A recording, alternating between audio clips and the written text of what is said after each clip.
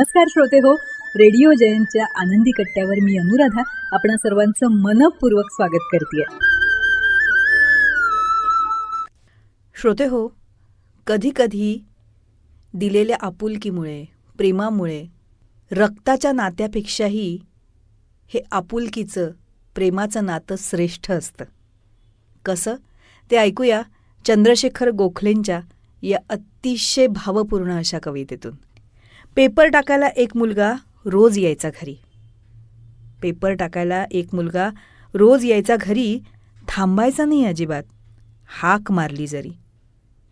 बघावं तेव्हा त्याला घाई असायची, गठ्ठा घेऊन पळताना ती बालमूर्ती दिसायची.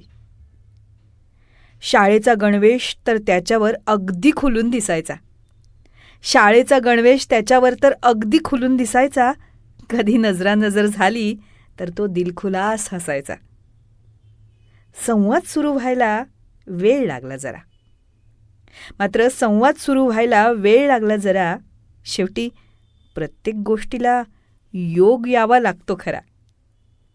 एकदा असं झालं, पेपर यायला झाला उशीर. पेपर यायला झाला उशीर आणि त्या पोऱ्याच्या काळजीनं मी झाले अधीर. खूप वाट पाहून शेवटी फोन लावला मालकाला. तो म्हणाला, काळजी करू नका, मी पाठवतोय दुसऱ्या बालकाला. त्याला वाटलं मला रोजचं वर्तमानपत्र हवंय. खरं तर आवर्जून वाचत बसण्याची मला नाहीये सवय. शेवटी मी त्यांना विचारलं, तो रोजचा मुलगा नाही आला? मालक म्हणाला, काय सांगू, त्याचा अपघात झाला. बातमी देऊन मालकानं फोन ठेवून दिला. मी अस्वस्थ होऊन त्यांना परत फोन केला. म्हटलं, त्याचं नाव काय अन कुठे राहतो तो? मालक म्हणाला, थांबा, कुणाला विचारून पाहतो. त्याचा पत्ता मिळेपर्यंत माझा निघत नव्हता धीर. त्याला डोळ्यासमोर बघायला मी झाले होते अधीर. 1-2 फोन केल्यावर त्याचा पत्ता मिळवला आणि मी निघायच्या तयारीत आणि कोणी हॉस्पिटलचा पत्ता कळवला. तशीच धावले, कोण जाणे कुठून आलं पायात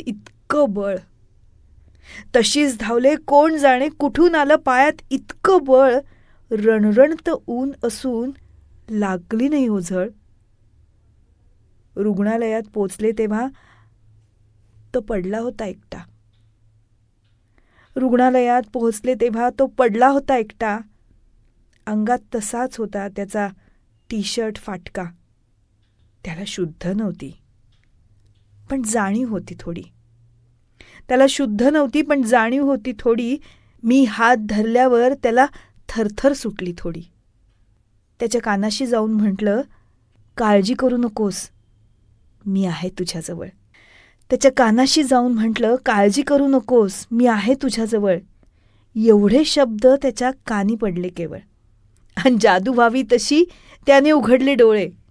उघडायच्या आधीच ते भरून वाहिले खुळे. तसं माझ्याही डोळ्यात तेव्हा जमा झालं पाणी. आपण याच्या आई का, विचारत होतो कोणी. कोण विचारतंय न बघता मी होकार देऊन टाकला. आणि त्याने आपला चेहरा 2 हातांनी झाकला. तो पूर्ण बरा झाल्यावर माझ्या पाया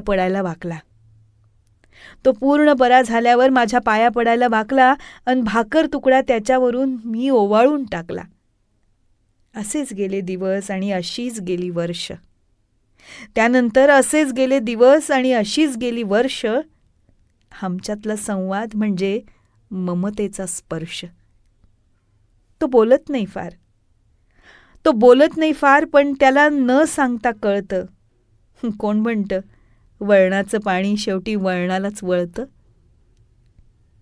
आता त्याच्याशिवाय माझं हालत नाही पान.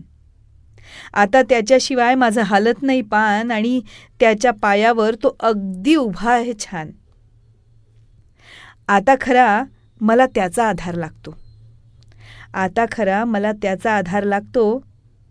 तो मला आई म्हणत नाही, पण पोटच्या मुलासारखा वागतो. परवा डॉक्टर म्हणाले थांबा, तुमचा मुलगा येतोय न्यायला. मला भरूनच आलं. डॉक्टरांनी पाणी दिलं प्यायला. पेला ओठाशी लावला, पण पाणी पिता येईना. आणि भरल्या डोळ्यातलं पाणी माघारी जाईना. इतक्यात तो आला, म्हणाला,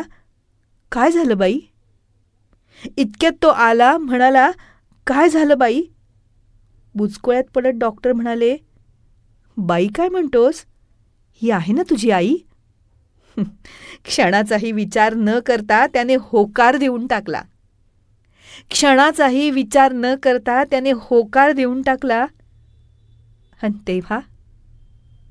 आणि तेव्हा मी माझा चेहरा दोन्ही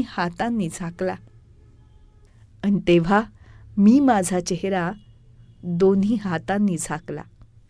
श्रोते हो, असं होतं ना, असतात आपल्या आयुष्यामध्ये अशीच काही नाती, निर्व्याज, निरपेक्ष, निर्मम. अशी ही नाती आपण जपायला हवी, जोपासायला हवी. कारण कधीकधी रक्ताच्या नात्यापेक्षाही ही नाती श्रेष्ठ ठरतात. तेव्हा श्रोते हो, हा होता आनंदी कट्ट्यावरचा आजचा सुंदर विचार. तुम्हाला तो कसा वाटला याविषयीची तुमची कमेंट बॉक्समध्ये नक्की लिहा. आणि त्याचबरोबर रेडिओ जयंतचे दर्जेदार कार्यक्रम ऐकण्यासाठी रेडिओ जयंत लाईक करा, शेअर करा आणि सबस्क्राईब करा. रेडिओ जयंतचं सबस्क्रिप्शन फ्री आहे. आणि त्याचबरोबर नोटिफिकेशनसाठी बेल आयकॉनवर क्लिक करायला सुद्धा विसरू नका.